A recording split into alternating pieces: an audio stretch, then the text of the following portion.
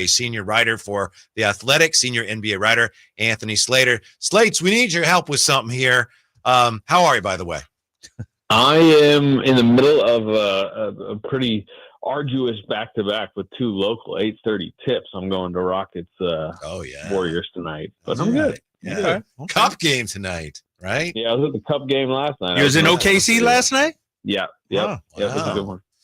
Listen, somebody happened to mention yesterday that teams are asking about Herb Jones. That's it. We don't know if he's available, but somebody reported teams are inquiring about Herb Jones. So Kings fans are going nuts over that concept, the idea of, wow, Herb Jones, and he would be a great fit here.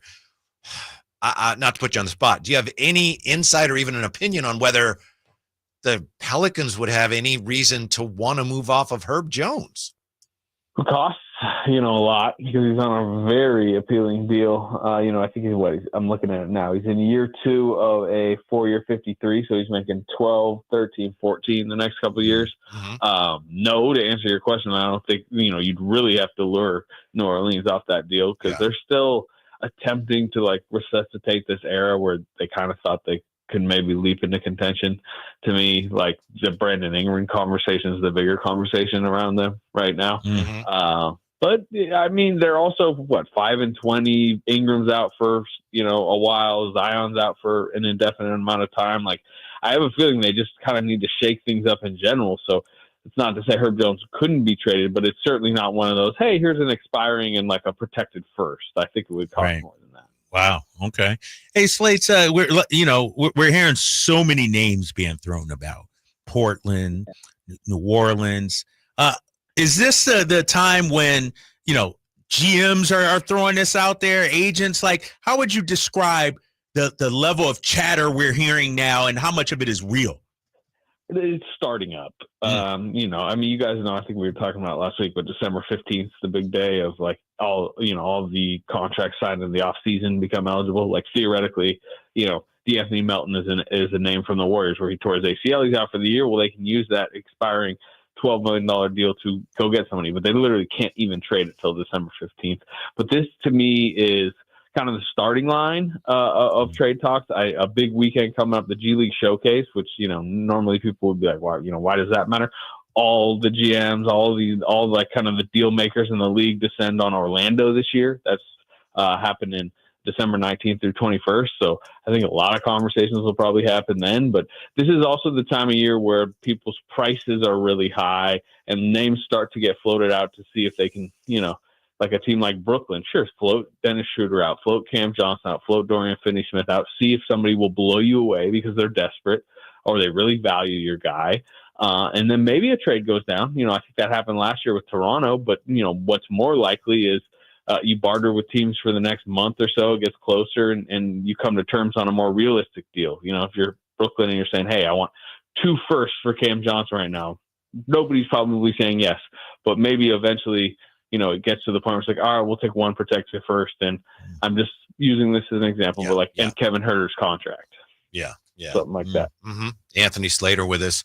We heard so many rumors yesterday, and we're hearing a lot about Jimmy Butler. Do you think Jimmy Butler and the Warriors, is that something we should be paying much attention to potentially?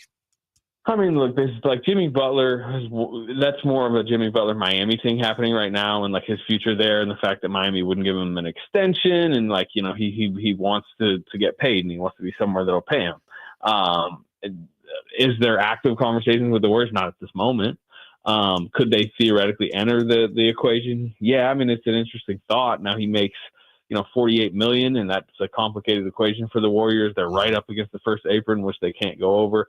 They would have to throw Andrew Wiggins' deal into any possible Butler deal. And while that may not sound like a ton to the Miami side, that's pretty big for the Warriors. He's been their 3rd best player this year. Kuminga's name would have to get thrown in. I think we're going to find out a lot more about him coming up. I'm reading it more that they're probably in the more smaller scale market, considering their financial constraints and their protection of, kind of their future assets. But, again, if they're struggling a month from now and, Jimmy Butler's really trying to muscle his way to the Warriors and they feel like they're a little bit more desperate and maybe this Kuminga experiment that they're going through right now as a starter doesn't work out, maybe they get desperate and just go swinging for the fences. Anthony Slater joining us here on the drive, guys. Slates, as we continue to talk about the trade deadline, Ingram's name has been thrown about. Butler.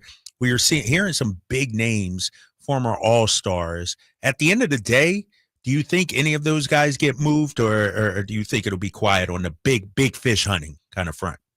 I think Ingram does, because Ingram is expiring, and the Pelicans aren't going anywhere. I mean, at some point they can kind of try to convince themselves they can get back in the hunt if they get healthy. But the reality is, you're 5-20. What type of basketball do you have to play the rest of the season to even get in the plan? Like 36-21 type basketball, with no Zion and no Ingram now for a while. Like, that's just not going to happen. So I think they're the likeliest candidate, and them and the Nets. But if we're just talking star players and Ingram, to kind of pull the parachute, and if Ingram hasn't worked out an extension there and he just hired Rich Paul and Clutch, it just seems obvious that like they need to find him a new home. And I understand that the Pelicans could try to hold out for some good package, but at the end of the day, if they take him through the deadline and into the offseason, they're probably going to get absolutely nothing for him. So to me, he'd probably be the most likely of the names you're talking about. Butler, I don't know. I mean, we'll see. The thing is, he does have a player option for $52 million next year. To where he's signaling that he's not going to pick it up and he wants to enter free agency, and that's a way to say, hey, Miami, I'll leave if you don't do what I want or give me the contract I want. But at the end of the day, like, is he getting more than 50 in free agency? I don't know. Wouldn't think so. Yeah. Slates, how about the Kings? The rampaging Kings, back within a game of 500 now. What stands out to you about how well they've been playing of late, and how sustainable do you think it might be?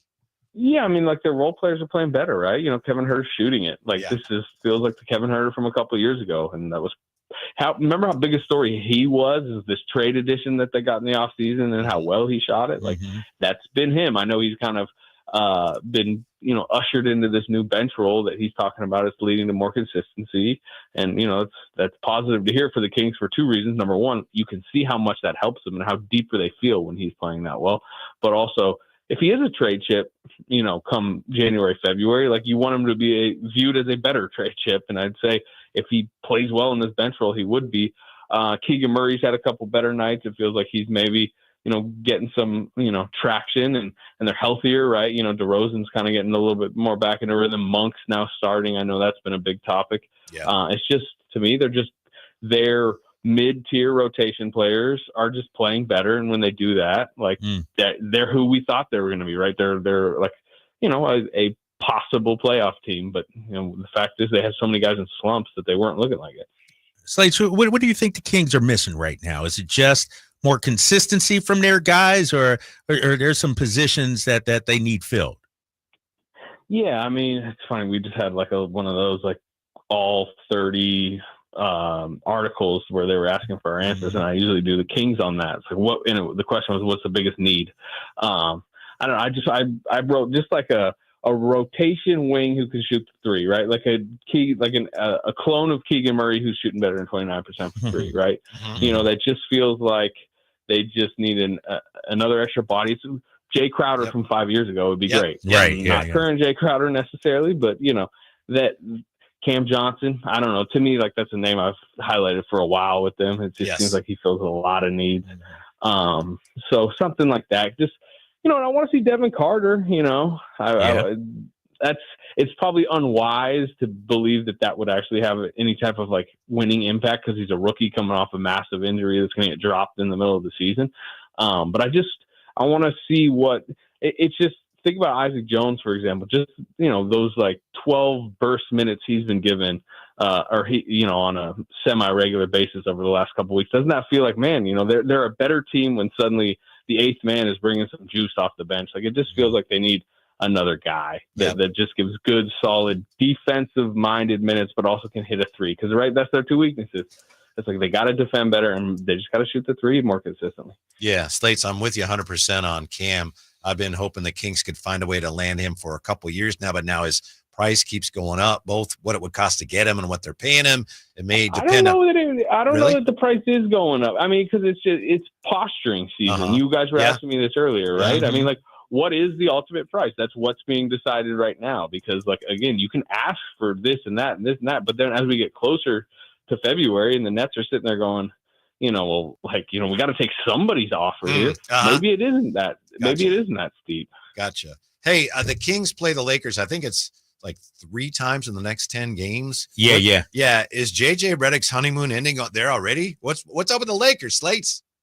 Well, they're not that good. I know. It's a JJ Redick problem. I think it's the same problem that Darvin Ham had last year. I'm going to be at both those games this weekend. That should actually be, or I should say next week. Next week, Thursday and Saturday. This cup. Like, I actually like the amount of days off that are happening right now, but it's just like, Anyway, they're just, I don't know. I mean, LeBron's not having a very good season, maybe because of the fact that he's turning 40 this month. Anthony Davis has cooled off a little bit, but that's clearly not their issue. Their issue is, rotation players 3 through 9 or something like that. Dalton Connect comes on the scene, hits, a batch of threes over a week period, and they're already like, this might be the 4th best player on the Lakers just because D'Angelo Russell's struggling. Rui Hachimura is not doing that much. Like, keep going down the list of kind of disappointing rotation players. We talk about at times the Kings feeling thin. Well, the Lakers are thinner, I think. Yeah. All right, Slates, enjoy the game tonight. We appreciate your time. We'll talk to you soon. All right, fellas. All right, man. Anthony Slater.